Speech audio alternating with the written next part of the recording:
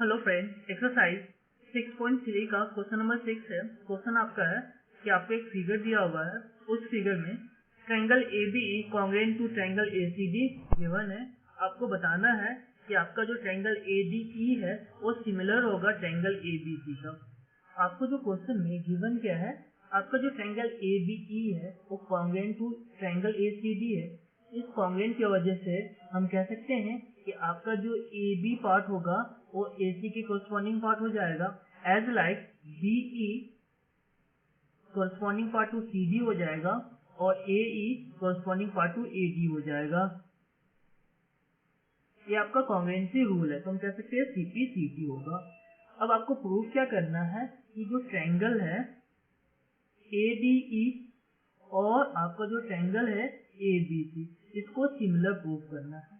तो यहाँ पे आपका जो थ्री साइड जो यहाँ पे कोरस्पॉन्ड हो रहा है, तो हमको क्या क्या रिक्वायर्ड है। तो सबसे पहले देखो, यहाँ पे अगर देखो BE और CD, तो इन दो ट्रायंगल में BE और CD तो कोरस्पॉन्ड पार्ट नहीं हो सकता, तो हम इसको नहीं लेंगे। तो हम कह सकते हैं हम ले रहे हैं AB, आपका AB है, AC है, AE है और AD है। तो हम कहेंगे कि AB और AC को ले रहे हैं और आपका AE इक्वल टू AD ले रहे हैं। हम AE इक्वल टू AD को ऐसे लिख सकते हैं, AD इक्वल टू AE। इसको हम इक्वेशन 1 मान लेते हैं, इसको इक्वेशन 2 मान लेते हैं। अब हम क्या करेंगे कि 2 को डिवाइड करेंगे 1 से, तो आपका क्या आ जाएगा, AD अपॉन AB आ जाएगा और आपका AE अपॉन AC आएगा। हम 2 को 1 से डिवाइड करें तो आपका ये रेशियो निकल के आ गया। अब हम ट्रायंगल ADE और ABC की बात कर ले, तो हम कह सकते हैं एंगल A और एंगल A कॉमन हो जाएगा। तो हम कह सकते हैं कि आपका angle A equal to angle A, ये आपका क्या आ गया, कॉमन पार्ट आ गया, और AD upon AB, AE upon AC, ये आपका साइड आ गया। ट्रायंगल ADE और ट्रायंगल ABC को हम लोग सिमिलर बोल सकते हैं बाय SAS के थ्रू, यानी एंगल इक्वल आ गया और दो साइड आपका सेम रेशियो में आ गया। तो हम कह सकते हैं कि आपका ये दोनों ट्रायंगल सिमिलर है। अब सॉल्यूशन देख लो, आपको प्रूफ करना है triangle ADE similar to triangle ABE। तो प्रूफ में देख लेते हैं हम लोग। गिवन है आपका जो ट्रायंगल ABE है वो आपका कॉन्ग्रुएंट टू ट्रायंगल ACD है, तो इसकी वजह से आपका जो कॉरस्पॉन्डिंग पार्ट होगा वो इक्वल होगा CP/CD के थ्रू। तो यहाँ पे देख लो, AB इक्वल टू AC हो गया, AE इक्वल टू AD हो गया। हम लोग AE और AD को क्या कर रहे हैं, चेंज कर रहे हैं, पोजीशन को चेंज करें तो AD इक्वल टू AE हो जाएगा। हम लोग पोजीशन को चेंज इसलिए कर रहे हैं कि आपको जो सिमिलर करना है उसमें हम लोग यूज करेंगे। तो हम लोग डिवाइड करें 2 को 1 से, तो जिसकी वजह से क्या होगा कि AD अपॉन AB हो जाएगा और AE अपॉन AC हो जाएगा। अब हम लोग ट्रायंगल ADE और ABC की बात कर लेते हैं। आपका ADE ABC ट्रायंगल में एंगल A कॉमन है और आपका जो AD अपॉन AB है और आपका AE अपॉन AC है, तो आपको इसकी वजह से ADE और ABC क्या हो गया, सिमिलर हो गया आपका बाय SAS, यानी साइड और एंगल के थ्रू। आपका नेक्स्ट क्वेश्चन है question number 7। In figure altitude AD and CE of triangle ABC intersect each other at the point P so that. आपको सबसे पहले प्रूफ करना है कि triangle AEP similar to triangle CDP। सबसे पहला जो क्वेश्चन आपको प्रूफ करना था, triangle AEP similar to triangle CDP। तो हम लोग डायग्राम में देखते हैं AEP,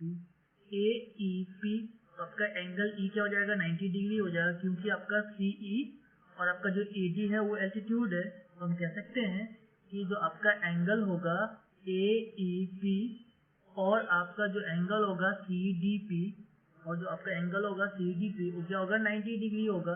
और आपका जो एंगल APE, यानी आपका जो A एंगल होगा और आपका जो एंगल CPD, यानी A एंगल जो होगा वो वर्टिकली अपोजिट होगा। तो हम कह सकते हैं APE और आपका जो एंगल CPD है वो वर्टिकली अपोजिट है। तो आपका दो एंगल यहाँ पे सिमिलर हो गया। तो हम कह सकते हैं ट्रायंगल AEP और CDP क्या हो जाएगा, आपका सिमिलर हो जाएगा।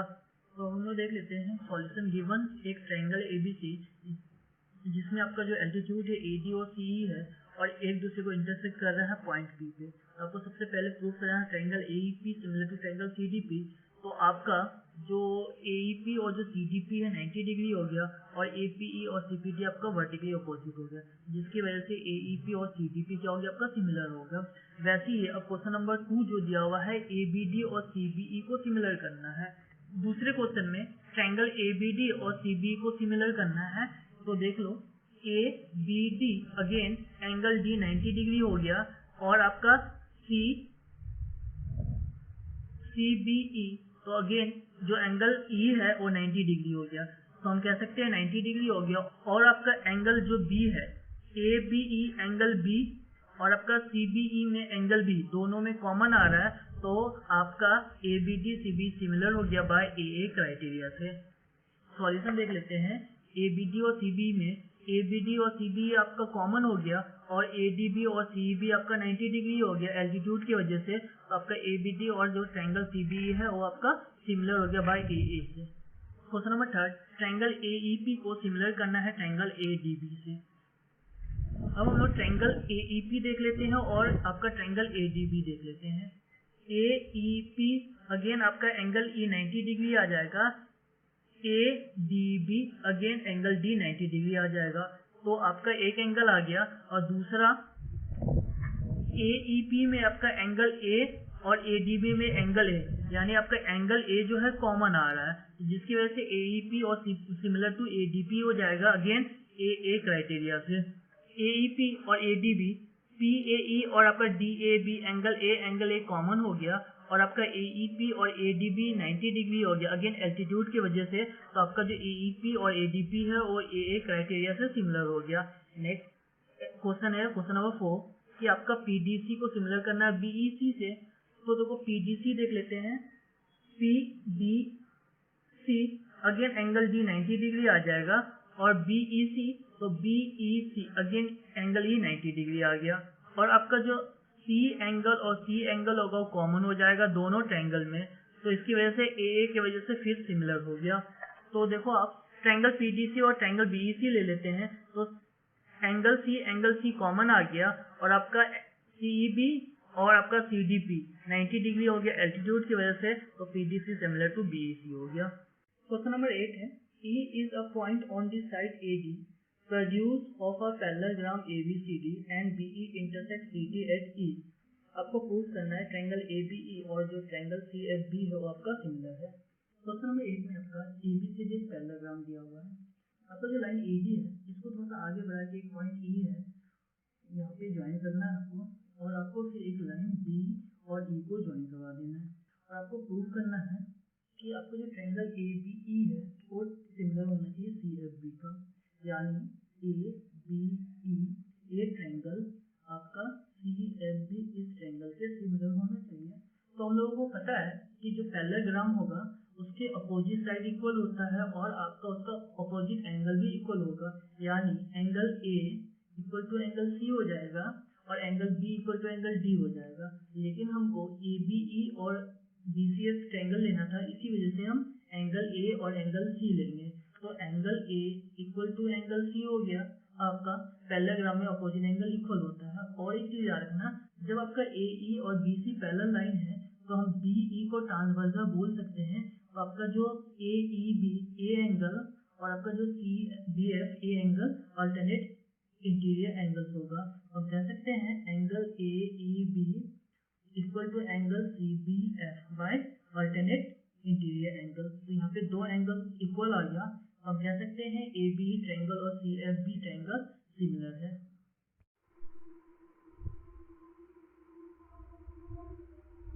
क्वेश्चन नंबर 9 है आपका कि in figure ABC and AMP are two right triangles, a right angle at B and M respectively, prove that ABC similar to triangle AMP।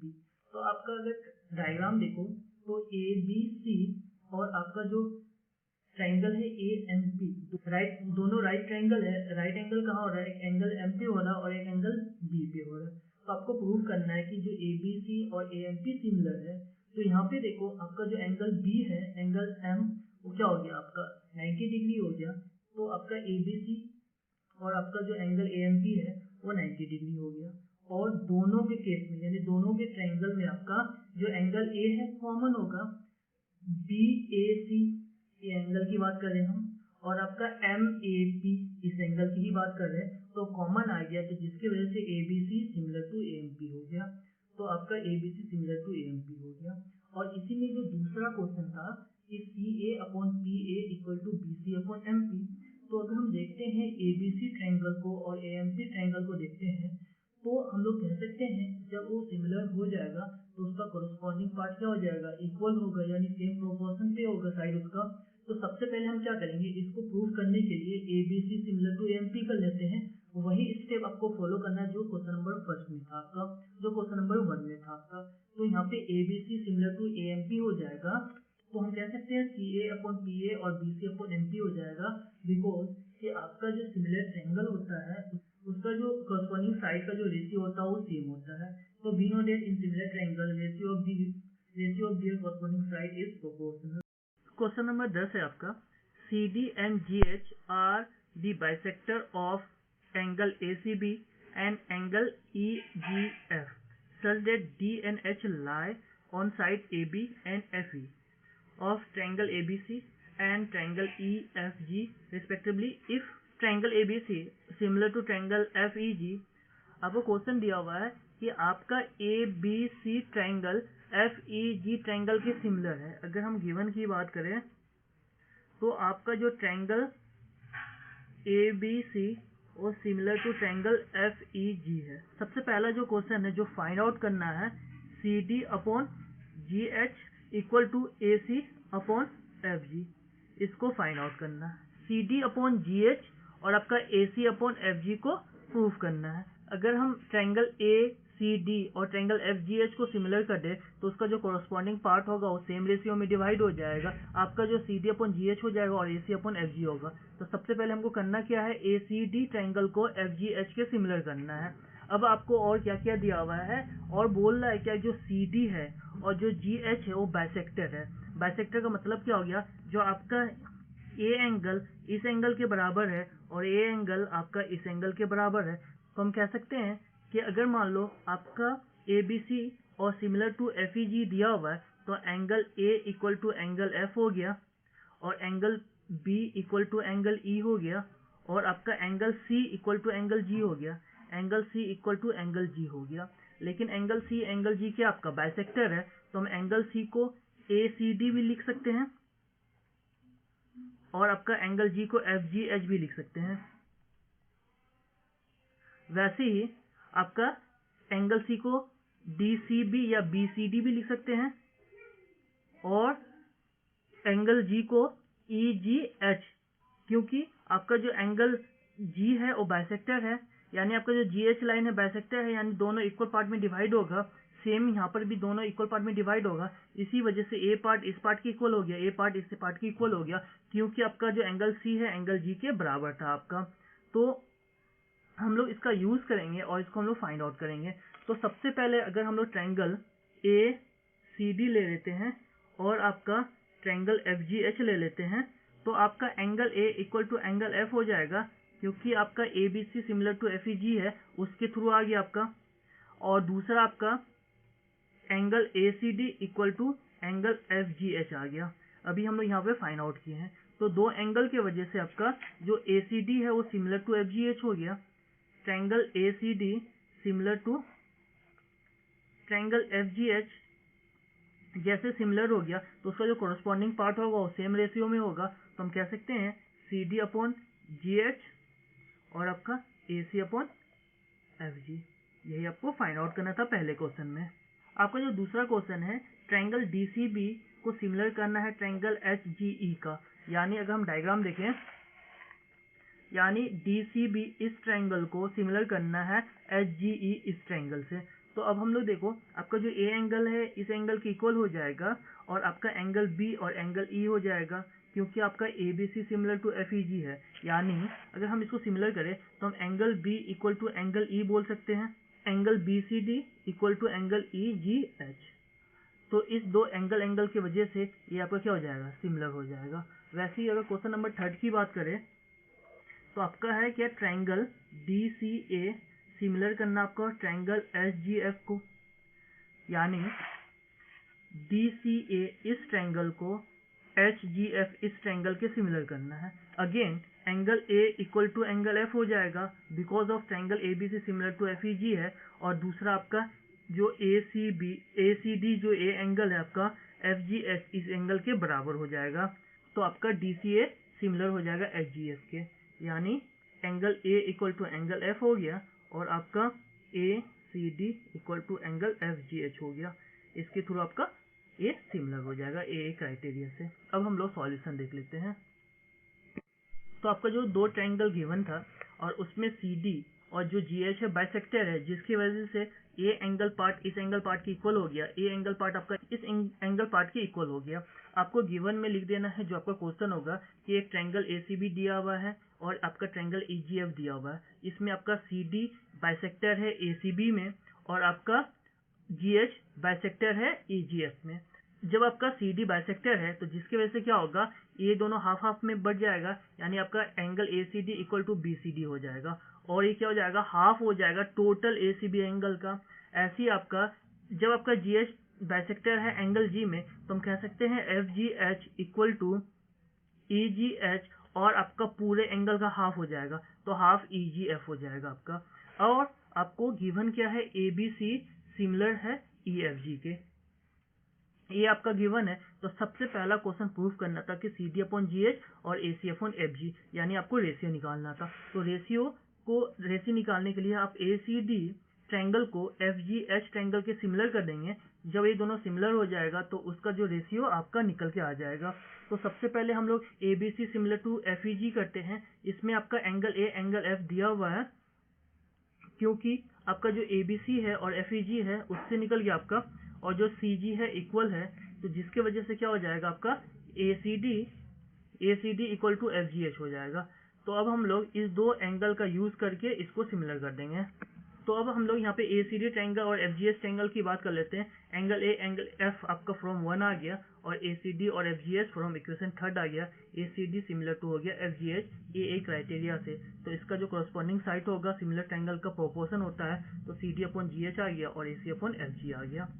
फिर जो दूसरा क्वेश्चन है ट्रायंगल डी सी बी को similar करना है एच जी ई का, तो आपका वही बात है, angle B equal to angle E हो जाएगा by corresponding angle of similar triangle are equal होता है। इसी वजह से angle B equal to angle E हो गया, angle C equal to angle G हो गया। एंगल सी और एंगल जी आपका बाइसेक्टर है, तो बी सी डी और ई जी एच आ जाएगा यहाँ से। अब दो एंगल बी ई को ले लेंगे और बी सी डी को लेके इसको हम लोग सिमिलर कर देंगे। तो इन triangle C D B and H G E angle E आ गया फ्रॉम इक्वेशन 1 और आपका बी सी डी और ई जी एच आ गया फ्रॉम इक्वेशन 3। आपका ये दो एंगल की वजह से C D B similar to हो गया एच जी ई का, तो ये क्राइटेरिया से। सेम है आपका क्वेश्चन नंबर 3, डी सी ए और एच जी एफ को यूज करना है। तो आपको ए बी सी और एफ ई जी को हम लोग लेते हैं और एंगल ए एंगल एफ के बराबर है, कॉरस्पॉन्डिंग एंगल है। एंगल सी एंगल जी के इक्वल है, कॉरस्पॉन्डिंग एंगल है। तो दोनों का यूज करना हमको, और हमको ये भी पता है कि जो एंगल सी एंगल जी वो बाइसेक्टर है, जिसकी वजह से angle A C D equal to angle F G H के इक्वल हो गया। और आपको इन ट्रायंगल ए सी डी और एफ जी एच की बात करें तो एंगल ए एंगल एफ के बराबर हो गया और angle A C D equal to angle F G H के बराबर हो गया। तो यही अगेन ए क्राइटेरिया से A C D similar to F G H हो जाएगा आपका।